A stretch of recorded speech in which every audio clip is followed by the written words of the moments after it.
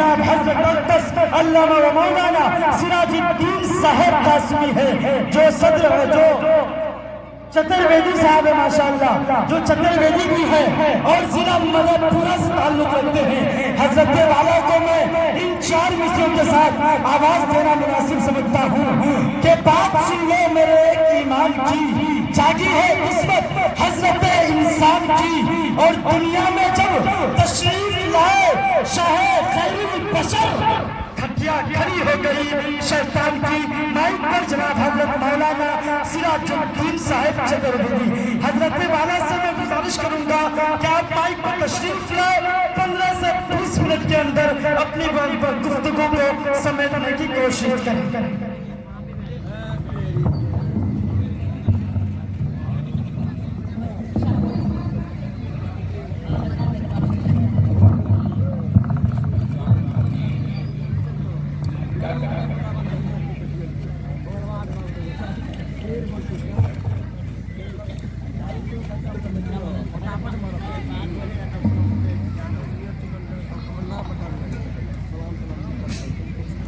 یہ چترویدی ہے گاڑ کے کام میں لیٹ سن بسم اللہ الرحمن الرحیم ان الحمد لله نحمده ونستعينه ونستغفره ونؤمن به ونتوكل عليه ونعوذ بالله من شرور انفسنا ومن سيئات اعمالنا، من يهده الله فلا مضل له ومن يضلل فلا هادي له، واشهد ان لا اله الا الله وحده لا شريك له، واشهد ان سيدنا وسندنا وامامنا وحبيبنا وشفيعنا محمد النبي الامي وعلى اله وسلم تسليما كثيرا كثيرا. اما بعد فاعوذ بالله من الشيطان الرجيم. بسم الله الرحمن الرحيم. ولكن رسول الله وخاتم النبيين، وقال الله تبارك وتعالى في مقام آخر: محمد رسول الله. صدق الله العظيم وصدق رسوله النبي الكريم، ونحن على ذلك لمن الشاهدين والشاكرين، والحمد لله رب العالمين. رب اشرح لي صدري ويسر لي امري واحلل عقدة من لساني يفقهوا قولي. اللهم رب زدني علما وعملا صالحا متقبلا. اللهم رب زدني علما وعملا صالحا متقبلا. اللهم رب زدني علما وعملا صالحا متقبلا. In the name of Allah, the entirely merciful, the especially merciful, all praise and thanks be to Allah. We praise Him, we seek His help, we seek His forgiveness, we believe in Him, we trust in Him, we seek refuge in God from the events we have done. He was the only man in history, He was the supremely successful on both the religious and secular levels.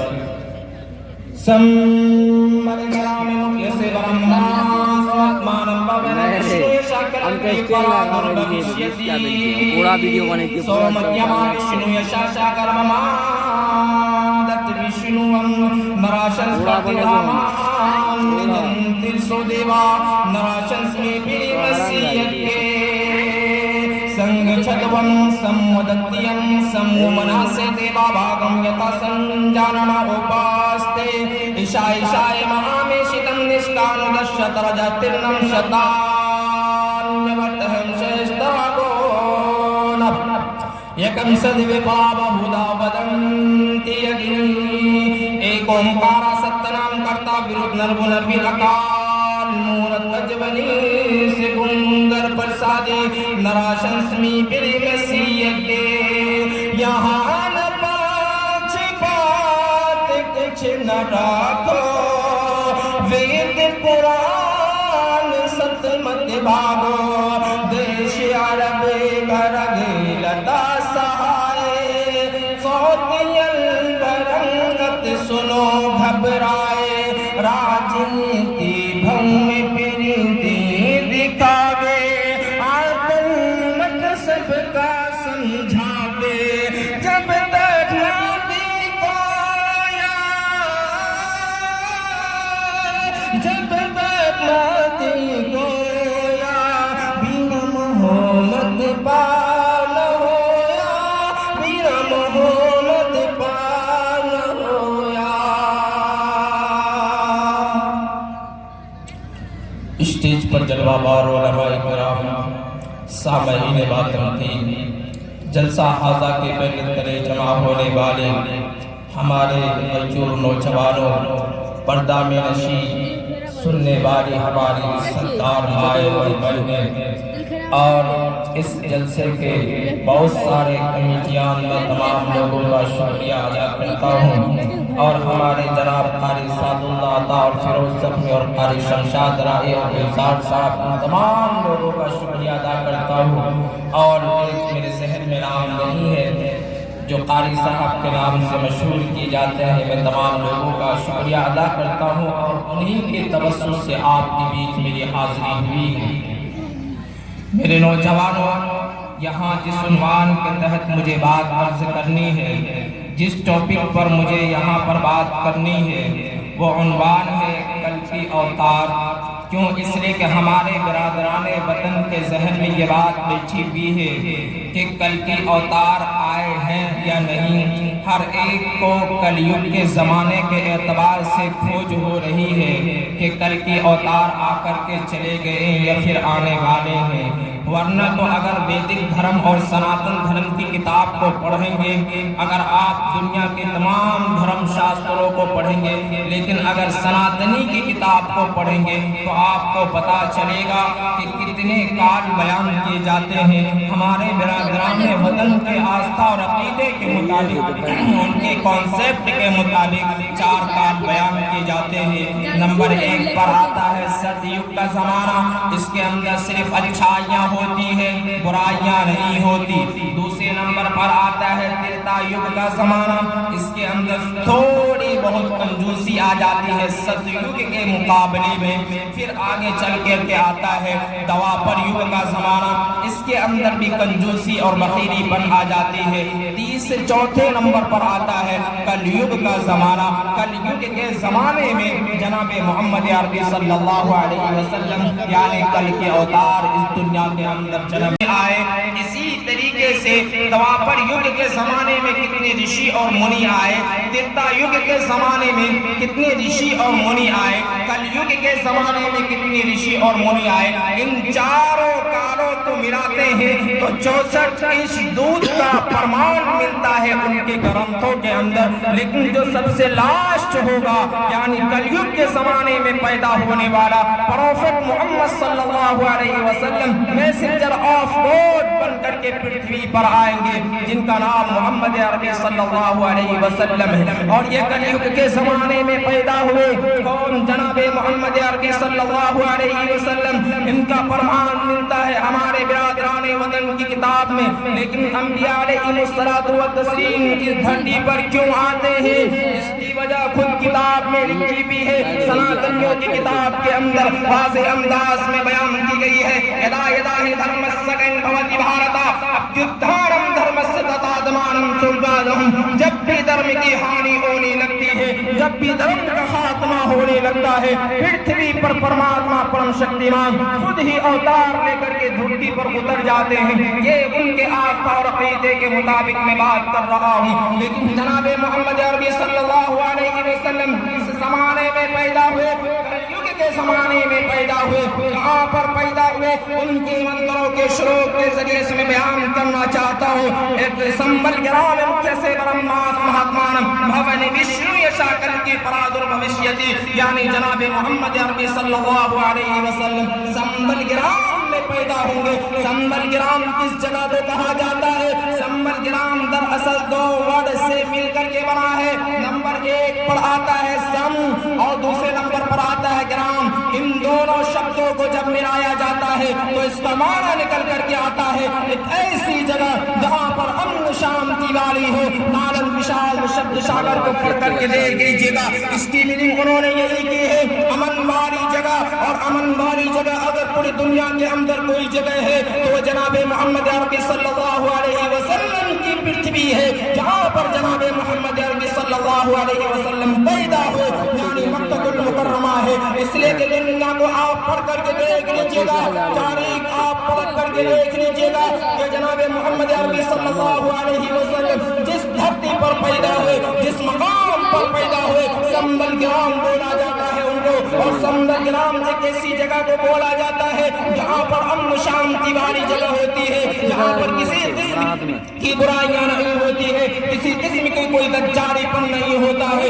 کسی کے ساتھ ظالمانہ معاملہ نہ کیا جاتا ہے. اگر آپ پڑھیے گا تو پتہ چلے گا یہ مکہ المکرمہ کی سرزمین ہے جہاں پر چیٹی مارنے کی بھی اجازت نہیں ہے, جہاں پر کسی کو قتل کرنے کی بھی اجازت نہیں ہے. اسی مقام پر جناب محمد عربی صلی اللہ علیہ وسلم یعنی سنبل گرام میں پیدا ہوئے. یہ تو میں نے ایک منتر کی بات بتلائی. سنبل گرام مکھیہ سے برہما خاندان میں پیدا ہوئے. برہما خاندان کس کو بولا جاتا ہے؟ برہما خاندان کہا جاتا ہے ایسے خاندان کو جو اعلیٰ و عرفہ خاندان. ہمارے برادران وطن یعنی سناتنیوں کے یہاں 4 خاندان بیان کیے جاتے ہیں, ان میں نمبر 1 پر آتا ہے برہما. اور برہمن ذات اپنے آپ کو سب سے ہائی کوالٹی کا خاندان مانتا ہے. شودر کے مقابلے میں, چھتری کے مقابلے میں, ان تمام کے مقابلے میں برہما خاندان سب سے اونچا خاندان مانا جاتا ہے. تو جناب محمد عربی صلی اللہ علیہ وسلم کس خاندان میں پیدا ہوں گے؟ برہما خاندان میں پیدا ہوں گے. اور برہما خاندان کس خاندان کو بولا جاتا ہے؟ سب سے اونچا والا عرفہ خاندان کو بولا جاتا ہے. جب ہم قرآن کریم کی اسٹڈی کرتے ہیں, جب ہم قرآن کریم کا ادھین کرتے ہیں, جب ہم قرآن کریم کا مطالعہ کرتے ہیں, جب ہم احادیث نبویہ کو پڑھتے ہیں, محمد رسول اللہ کی جیونی کو پڑھتے ہیں, محمد رسول اللہ کی ہسٹری کو پڑھتے ہیں, ہسٹری آف پروفیٹ محمد صلی اللہ علیہ وسلم کو جب ہم پڑھتے ہیں تو پتہ چلتا ہے کہ برہما خاندان کا مطلب یہ ہوتا ہے کہ سید خاندان میں پیدا ہوں گے آپ علیہ الصلوۃ والتسلیم. شومکیما وشنو شاچا گربنادت وشنوم, یہ تمام کے تمام منتر کس بات پر یہ دعوت دیتی ہے؟ جناب محمد عربی صلی اللہ علیہ وسلم کی صفاتی نام یہاں پر بتلائے گئے ہیں. محمد رسول اللہ کے تمام خاندان کے بارے میں بتلایا گیا ہے. آپ علیہ الصلوۃ والتسلیم کے فادر کا نام کیا ہوگا؟ وشنو یشودا. یہ وشنو کس کا نام لیا جاتا ہے؟ ان کو اگر ہم میننگ کرتے ہیں, اس کو ٹرانسلیٹ کر دیتے ہیں عربک لینگویج کے اندر, تو اس کا معنی نکل کر کے آ جاتا ہے عبداللہ رضی اللہ تعالی عنہ. یعنی آپ علیہ الصلوۃ والتسلیم کے فادر کا نام کیا ہوگا؟ آپ علیہ الصلوۃ والتسلیم کے مدر کا نام کیا ہوگا؟ آپ علیہ الصلوۃ والتسلیم کس قبیلے میں پیدا ہوں گے؟ آپ علیہ الصلوۃ والتسلیم کس مقام پر پیدا ہوں گے؟ یہ ہمارے سناتنیوں کی کتاب کے اندر کلین ورڈ میں لکھا ہوا ہے, صاف واضح انداز میں لکھا ہوا ہے. آپ علیہ الصلوۃ والتسلیم کے تعلق سے ویدک دھرم کے اندر اتنی باتیں کہی جاتی ہے کہ اگر میں اس بات میں آنس نہیں ہوں گا, اگر میں قسم کھا لیتا ہوں کہ سب سے زیادہ اگر کسی کی کتاب میں جناب محمد رسول اللہ کی تعریف و پرشنسا کی گئی ہے تو ہمارے برادران وطن کی کتاب ہے. برادران وطن کی کتاب کے اندر نعرہ تکبیر. اس مجلس اس پروگرام کے روئے رواں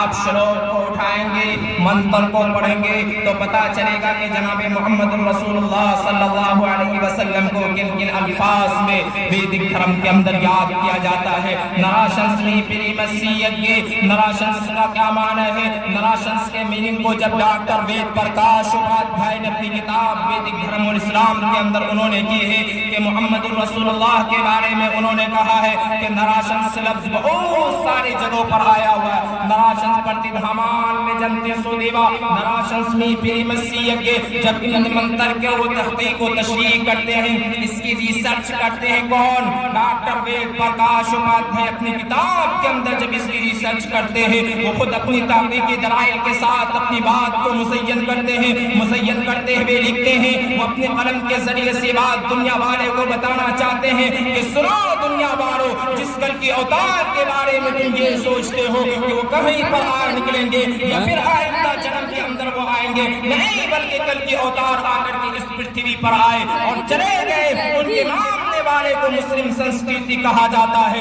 ان کے ماننے والے کو مسلمان کہا جاتا ہے یہ کس نے کہا تھا یہ ڈاکٹر وید پرکاش اپادھیائے نے کہا تھا نراشنس می پیری مسیح کی تشریح انہوں نے کیا کی ہے نراشنس در اصل دو ورڈ سے مل کر کے بنا ہے نمبر ایک پر آتا ہے نر اور دوسرے لفظ پر ہے یہاں پر آشنس اور جب دونوں ورڈ کو ملا لیں گے جب دونوں الفاظ کو ملا لیں گے تو اس کا معنی نکل کر کے آگا نراشنس ایسی ویکتی جس کی بہت زیادہ پرشنسا کی جائے ایسی ویکتی جس کی بہت زیادہ تعریف بیان کی جائے ایسی ویکتی جس کی بہت زیادہ ویلو کو بیان کیا جائے آپ اگر اسی کو ٹرانسلیٹ کر دیں کس لینگویج میں عربک لینگویج میں تو اس کا معنی نکل کر کے آتا ہے پروفٹ محمد صلی اللہ علیہ وسلم اس لیے کہ محمد کے معنی بھی وہی ہے جو نراشنس کے معنی ہے یہ کس نے کہا یہ ڈاکٹر وید پرکاش اپادھیائے نے اپنی کتاب ویدک دھرم اور اسلام کے اندر یہ بات لکھی ہے میں پوچھنا چاہتا ہوں جب نراشنس می پیری مسیح کی تشریح انہوں نے کی ہے کہ پروفٹ محمد صلی اللہ علیہ وسلم پر فٹ بیٹھتی ہے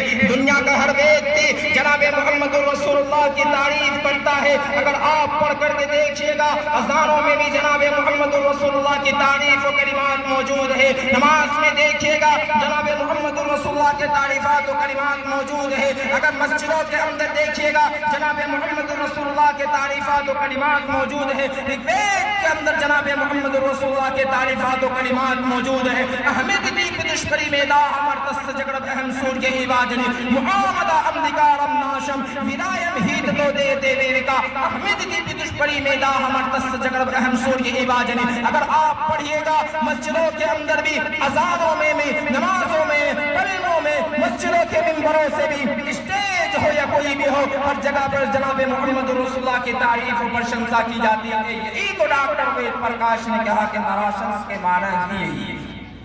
نراشنس کی میننگ کیا کی انہوں نے لفظ محمد سے کی دوسرا منتر نراشنس می پیری مسیح کے کا معنی ہے کہ اس کے بہت سارے کلوز ہوں گے اس کے بہت زیادہ چاہنے والے ہوں گے اس کے بہت زیادہ پیروکار ہوں گے اس کے بہت زیادہ محبت کرنے والے ہوں گے اس کے اوپر تن من دھن کی بازی لگانے والے ہوں گے اس کے اوپر آپ علیہ الصلوۃ والتسلیم کے اوپر اپنی جان سے زیادہ اپنی جان کو نشاور کرنا پسند کریں گے آپ علیہ الصلوۃ والتسلیم کے اوپر صحابہ کرام رضوان اللہ تعالی علیہم اجمعین کا واقعہ بہت مشہور ہے نوجوانوں آپ کو یاد ہونا چاہیے حضرت ام عمارہ رضی اللہ تعالی عنہا کا واقعہ ایک بوڑھی عورت ہے لاٹھی کے سہارے چلتی ہے لیکن جب یہ بات پھیل جاتی ہے کہ جناب محمد رسول اللہ کو جنگ کے اندر شہید کر دیا گیا ہے ام عمارہ رضی اللہ تعالی عنہا کے کان میں بات پہنچتی ہے ام عمارہ اپنی لاٹھی کے سہارے روڈ پر نکل پڑتی ہے نکل پڑنے کے بعد ادھر سے آنے والے حضرات کہتے ہیں اے ام عمارہ تو کہاں جا رہی ہے تیرے بیٹے شہید ہو چکے ہیں تجھے جانے کی ضرورت نہیں ہے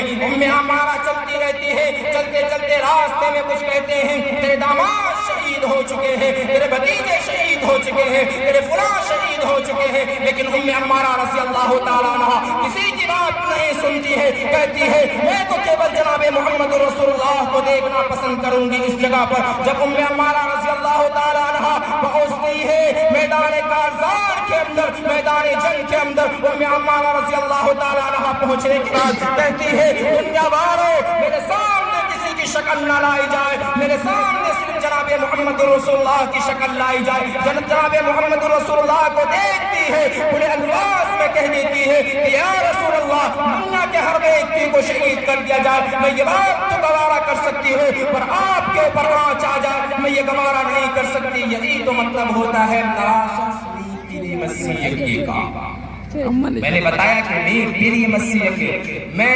الفاظ کو بالکل کلین انداز میں باتیں کرنے کا عادی ہوں بالکل صاف صاف الفاظ میں سمجھانے کی کوشش کر رہا ہوں، ایک طرح سے دعوت دے رہا ہوں ان لوگوں کو ہمارے برادران وطن نراجنسمی پیری مسیح کے کہ اس کے بہت زیادہ کروز ہوں گے کس کے نراشنس کے اگر آپ دوسرے مندر کے اندر اٹھائیں گے عشاء مہامِ شتم نشکان و دشت رجا دلنم شتام یبنہم شہشترا گونوا آپ علیہ الصلوۃ والتسلیم کا نام یہاں پر کیا لیا گیا ہے؟ مہاما کے لفظ سے پکارا گیا عشاء مہا میں ان کا ایک نام مہاما ہوگا یعنی آپ علیہ الصلوۃ والتسلیم کو پوری دنیا کے انسان مہان ویکتی کے نام سے جانتے ہیں آپ علیہ الصلوۃ والتسلیم کو 10 مالائیں دی جائیں گی 10 مالائیں کا کیا مطلب ہوتا ہے؟ عشرہ مبشرہ اس سے مراد لیا جاتا ہے کیوں؟ اس لیے کہ مالائیں جو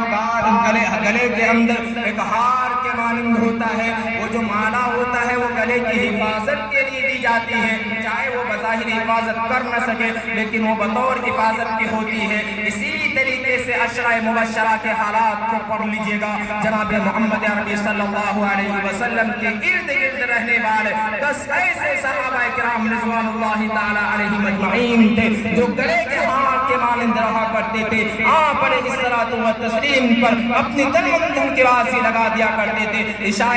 مہا میں ان کا ایک نام مہاما ہوگا نشکانم دستت رجاتنم شتام کے برتہم شہشترا گونما اور اس کو سوگائیں دی جائیں گی اس کے ماننے والے اصحاب صفہ کے واقعات نہیں کرتے دینی نہیں کرتے اور نہیں ہمارے عرف میں ماننے والا سراکلی اپنے آپ کو ختمہ کرتے ہیں تو اس منبر کا مطلب یہ ہوتا ہے لنگ چیدی یعنی لمبی وہاں جو ان کے متبعین ہوں گے وہ ختمہ کار ہوں گے یعنی ان کے پیروکار ختمہ کرنے والے ہوں گے اور یہ آپ علیہ الصلوۃ والتسلیم کی ذات اقدس ہے جس کے پیروکار ختمہ کار آپ کو ملیں گے لوگوں کو آج فتویٰ کہا جاتا ہے ہم لوگوں اسی بنیاد پر کہ ہم لوگ ختمہ کرتے ہیں آج ہمارے ہندوستان کے بہت سارے ایسے پنڈت ملیں گے کہ ہم کو ختمہ کرنے والے کو کٹوا کہا جاتا ہے اسی لیے وہ بولتے ہیں لیکن ان کی کتابوں میں بات موجود ہے کہ لنگ کی شکاہنا شمس مدھاری شدوشکا شمس مدھاری شدوشکا کے معنی کیا ہے؟ شمس مدھاری شدوشکا کے معنی یہ ہے کہ اس کے پیروکار جو ان میں لمبی داڑھی رکھیں گے لیکن گانٹھ نہیں لگائیں گے یہ کسی نے کہا میں نہیں کہہ رہا ہوں بلکہ مندر کی تشریح کر رہا ہوں شمس مدھاری شدوشکا لمبی داڑھی رکھیں گے لیکن گانٹھ نہیں لگائیں گے آپ اگر سکھوں کو دیکھیے گا یا پھر ہمارے سناتنیوں کو دیکھیے گا تو لمبی داڑھی تو رکھتے ہیں پر گانٹھ نہیں پر گانٹھ لگا لیتے ہیں مسلمان داڑھی رکھے گا گانٹھ نہیں لگائے گا ہمارے اکابرین یہاں پر حضرات موجود ہیں اور بڑے بڑے کبار علماء کرام یہاں پر موجود ہیں آپ دیکھیے کہ ان کی داڑھی بڑی ہے لیکن گانٹھ نہیں لگائے ہوئے ہیں لیکن اگر یہی منچ ہمارے سناتنی بھائیوں کا ہوتا بڑے بڑے پنڈت وراجمان ہوتے ان کو آپ دیکھتے کہ ان کے چہرے پر داڑھی ہوتی لیکن گانٹھ لگا ہوا ہوتا یہی کہا جاتا ہے کہ لمبی داڑھی رکھیں گے پر گانٹھ نہیں لگائیں گے لمبی داڑھی رکھنے کا کیا مطلب گانٹھ نہیں لگائیں گے اور یہ کون ہے یہ صرف مسلمان ہی ہوتے ہیں جو لمبی داڑھی رکھتے ہیں پر گانٹھ نہیں لگاتے میں اس منتر کی تشریح کر رہا ہوں لنگ چیدی شکاہنا شمس مدھاری شدوشکا اچراپی سربھکتی بھوشیتی بلند آواز سے آذان دے کر کے مسجدوں کے اندر بلائیں گے بلند آواز سے آذان دے کر کے مسجدوں کے اندر بلائیں گے مجھے بتاؤ کہ کیا کرسچن اپنے مندر جو کرسچن اپنے جہاں پر عبادت گاہ بناتے ہیں کیا وہ اپنے گردوارے کے اندر کہ اللہ اکبر کی صدائیں لگا کر کے بلاتے نہیں بلاتے ہیں وہ اگر کوئی اس پرتھوی پر سب سے زیادہ اذان دے کر کے یا مسجدوں کے اندر کوئی بلانے والی ذات اگر کوئی ہے اگر بلانے والی کسی کی شخصیت مانی جاتی ہے تو جناب محمد عربی صلی اللہ علیہ وسلم کے پیروکار ہے جو مسجدوں کے اندر اذان دے کر کے بلاتے ہیں لیکن ان تمام باتوں پر انڈیکیشن لگانے والے لال مذکر جو ہمارے سی ایم بنے ہوئے ہیں کہاں کے اتر پردیش کے بنے ہوئے ہیں وہ کہتے ہیں کہ اذان نہیں ہونی چاہیے میں کہنا چاہتا ہوں کم سے کم اپنی دھارمک کتاب کو پڑھ کر دیکھ لیتے آپ کو پتا چلتا کہ ہماری دھارمک کتاب کے اندر کیا کیا باتیں لکھی گئی لیکن نہیں پڑھیں گے اس لیے کہ سنسکرت زبان آپ کو آتی نہیں ہے آپ کو اگر سنسکرت زبان آتی تو آپ پڑھنے پر قادر ہوتے پھر اس منتر کی تشریح کرتے یہ نالند وشال داد شاگر کو پڑھ کر کے دیکھ لیتے آپ کو پتا چلتا کہ لنگ دشی دشی کاہنا شمشودھاری شریشکا کچھ چراپی سر بھکتی یعنی آزان کے اوپر آپ کبھی بھی انلیگیشن نہیں لگاتے، لیکن آج چیک چیک کر کے کہتے ہیں کہ ہم آزان کے اوپر انلیگیشن لگائیں گے، آزان کے اوپر پابندی لگائیں گے، اس لیے کہ پانچوں وقت کے ٹائم میں جو آزان دی جاتی ہے ہمارے دل کو ہارٹ اٹیک ہوتا ہے۔ ابھی کچھ دن پہلے ہی ہائی کورٹ ممبئی کی سرزمین پر وہاں پر یہ اپلیکیشن داخل کی گئی تھی کہ آزان نہیں ہونی چاہیے۔ وہاں کے نوجوان طبقے نے ڈالا سناتنی بھائیوں میں سے، تو وہاں کے ہائی کورٹ کے جج نے کہا کہ تم جب روڈ پر کھڑے ہو کر کے ناچ گانے ڈانس بجاتے ہو اور وہاں کئی ڈی جے ہوتے ہیں اور اتنی آوازیں ہوتی ہیں کہ شاید کہ اگر آدمی سننے تو اس کا پھیپھڑے میں ہارٹ اٹیک آ جائے، تو اس سے تمہارا ہارٹ اٹیک نہیں آتا، اور یہ سریلی آواز جو آزان کی آواز ہوتی ہے اس سے ہارٹ اٹیک ہونے لگے گا تمہارا، یہ کون سا تمہارا طریقہ ہے؟ انہوں نے اپلیکیشن کو خارج کر دیا تھا۔ یہ بہت بہت شکریہ ہے، لیکن میں یہ کہوں گا ان تمام منتروں کو پڑھیے، پھر لاسٹ میں کہا جاتا ہے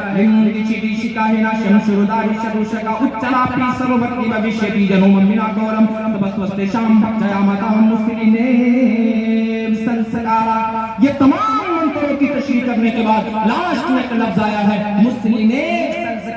یہ تمام باتیں کرنے کے بعد یہ کہتے ہیں کہ اس کی سنسکرتی جو ہوگی یعنی وہ جو ماننے والے ہوں گے وہ مسلمان کے ماننے والے ہوں گے۔ میرے نوجوانوں، آپ علیہ الصلوۃ والتسلیم کو دل جان سے چاہیے۔ میں نے کہا کہ دنیا کی کوئی ایسی گرمت نہیں ہے جو اسلام کی نظروں سے نہ گزری ہو، لیکن میں یہ بات کھل کر کے کہہ رہا ہوں دنیا کے ہر گرمتوں کے اندر جناب محمد رسول اللہ کی تعریف و پرشنسا کی گئی ہے۔ دنیا کے ہر گرمتوں کے اندر جناب محمد رسول اللہ کے نام کو لیا گیا ہے۔ اگر آپ دنیا کے تمام گرمتوں کو پڑھ کر کے دیکھیے گا، چاہے وہ توریت ہو، چاہے وہ زبور ہو، چاہے وہ انجیل ہو، چاہے وہ رگوید ہو، چاہے یجروید ہو، چاہے ساموید ہو، چاہے وہ اتھروید ہو، چاہے وہ پران ہو، چاہے کلکی پران ہو، بھوشیہ پران ہو، متسیہ پران ہو، برہم پران ہو، گیتا پران ہو، دنیا کے تمام گرنتھوں کے اندر جناب محمد رسول اللہ کی تعریف و پرشنسا کی گئی ہے۔ اسی پر آستھا اور عقیدہ، اسی محمد رسول اللہ پر ہم آستھا اور عقیدہ رکھتے ہیں، لیکن مسلم نوجوانوں ہمارے دل کے اندر یہ بات تو ہوتی ہے کہ ہم محمد رسول اللہ پر آستھا اور عقیدہ رکھتے ہیں، لیکن افسوس کہ آج کے ڈیٹ میں مسلمان ناکام بنتا جا رہا ہے۔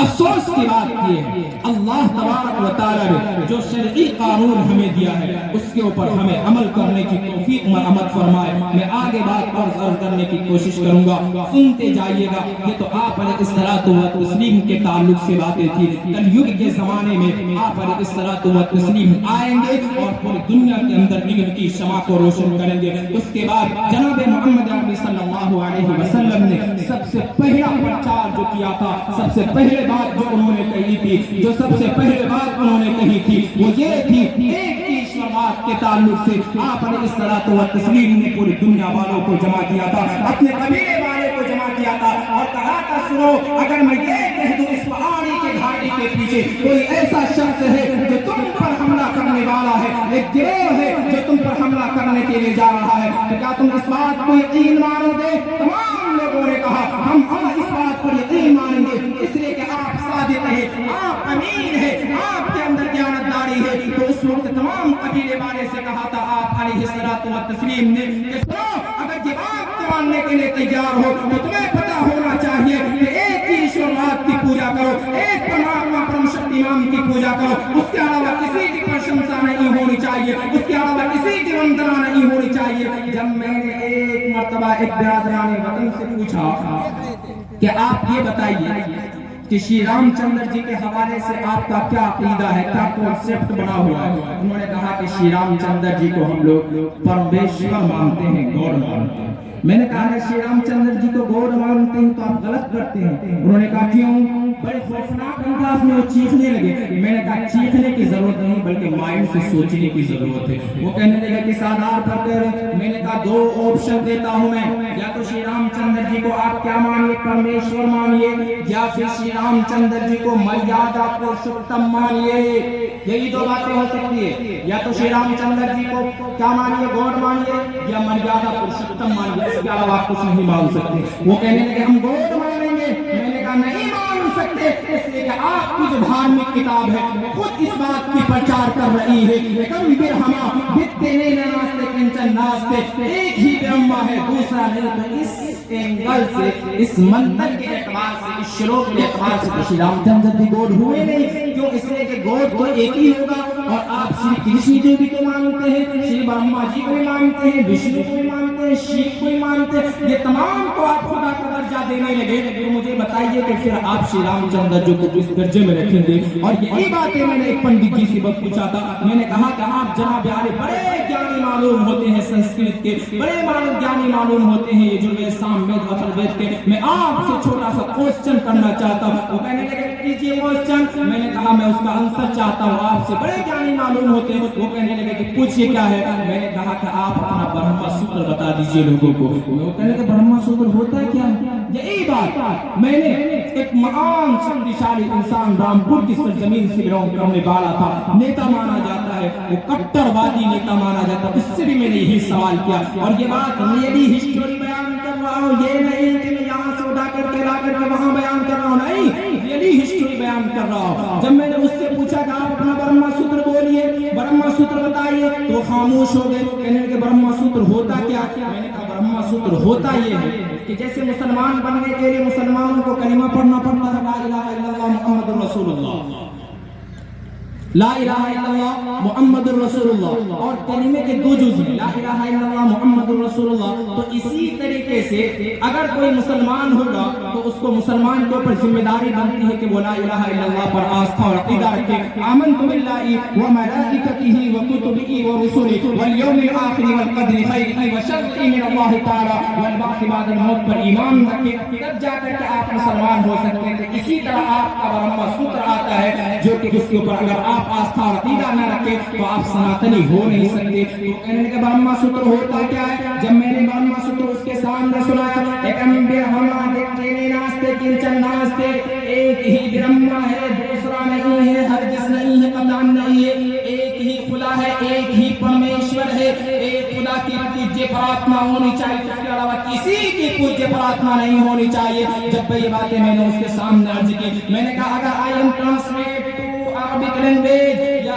इंग्लिश लैंग्वेज, अगर मैं इसी ब्रह्म सूत्र के आपको इंग्लिश लैंग्वेज में ट्रांसलेट कर दूं, जो हमारे बाइबलियों का माना जाता है, यानी ईसाइयों का ब्रह्म सूत्र माना जाता है, वो है ब्रह्म सूत्र there is no God but only one, एक ही खुदा है, दूसरा नहीं है। फिर इसी तरीके से मैंने कहा जब ये ब्रह्म सूत्र आपको मालूम हो गया तो फिर आगे सुन लीजिए, अगर आप इसी को ट्रांसलेट कर देते हैं अरबिक लैंग्वेज के अंदर तो इसका माना निकल कर क्या आ जाता है? ला इलाहा इल्लल्लाह मुहम्मदुर रसूलुल्लाह, नहीं है कोई माबूद सिवाय अल्लाह के। तो फिर मैंने उसके सामने ये बात दोहरा दी, श्री रामचंद्र जी को आप भगवान नहीं मान सकते, अगर मानेंगे उसको तो आप मर्यादा पुरुषोत्तम मान सकते हैं, एक मैसेंजर के रूप में जान सकते हैं, इसके अलावा आप नहीं मान सकते। वो कहने लगे, फिर मैंने उससे एक सवाल और भी पूछा, मैंने कहा श्री रामचंद्र जी को भगवान मानते तो इसके भी फादर होंगे,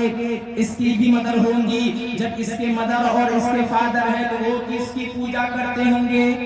वो अटक गया इस बात में। क्यों? इसलिए कि जब आप श्री रामचंद्र जी को भगवान मान लेंगे तो जब भगवान मानेंगे तो इसके भी फादर है, और फादर से पहले सन आ नहीं सकता, बेटा आ नहीं सकता, पहले फादर आए होंगे, जब फादर यानी बाप आए होंगे तो बाप किसकी पूजा करते थे? ये इस बात में जाकर के अटक जाता है। इसलिए मेरे भाइयों, एक ही ईश्वरवाद की पूजा करो। आज पूरी दुनिया के अंदर ढंडोरा पीट करके ये बात कही जाती है श्री रामचंद्र जी के नाम पर मारा जाता है। मैं बिरादराने वतन से कहना चाहूंगा, अगर आप श्री रामचंद्र जी के नाम को लेकर के मिसयूज करते हैं तो याद रखिएगा महाप्रलय के मैदान में जब आपको परमात्मा परम शक्तिमान पूछेगा, श्री रामचंद्र जी आपसे पूछेंगे, आपके अकीदे रास्ते के मुताबिक मैं बात कर रहा हूँ, जिस वक्त आपसे पूछेगा क्या मॉब लिंचिंग की इजाजत श्री रामचंद्र जी ने दी थी? नहीं दी थी। जब श्री रामचंद्र जी ने मॉब लिंचिंग की इजाजत नहीं दी, श्री विष्णु जी ने क्या मॉब लिंचिंग की इजाजत दी? आपने कितने को, ब्रह्मा को, कितने लोगों को आपने अखलाक जैसे और पहलुखान जैसे आदमियों को आपने तहत में डाल दिया, सोने के सलाखों के पीछे आपने डाल दिया, जेल के सलाखों के पीछे आपने डाल दिया। श्री रामचंद्र जी के नाम को सुन करके आप किसी की हत्या कर देते हैं कहीं पर, ये कहाँ का इंसाफ है? इसलिए मेरे भाइयों, जब भी इंसाफ करो तो मामला इंसाफ का होना चाहिए, फैसला हक का होना चाहिए। लेकिन आज पूरी हुकूमत हिंद ऐसी नहीं नजर आती है دشمن تو ارض یعنی زمین پر جب بھی فیصلہ کرو تو تم انصاف کے ساتھ فیصلہ کرو، اور یہی قرآن مقدس کا فرمان ہے وَإِذَا حَكَمْتُم بَيْنَ النَّاسِ أَن تَحْكُمُوا بِالْعَدْلِ إِنَّ اللَّهَ نِعِمَّا يَعِظُكُم بِهِ إِنَّ اللَّهَ كَانَ سَمِيعًا بَصِيرًا۔ اس لیے میرے بھائیو دو باتیں میں نے عرض کی، ایک ایشور باپ اور دوسرا کل کی اوتار کے اوپر۔ میں اپنی بات کو ختم کرتا ہوں، وآخر دعوانا الحمدللہ۔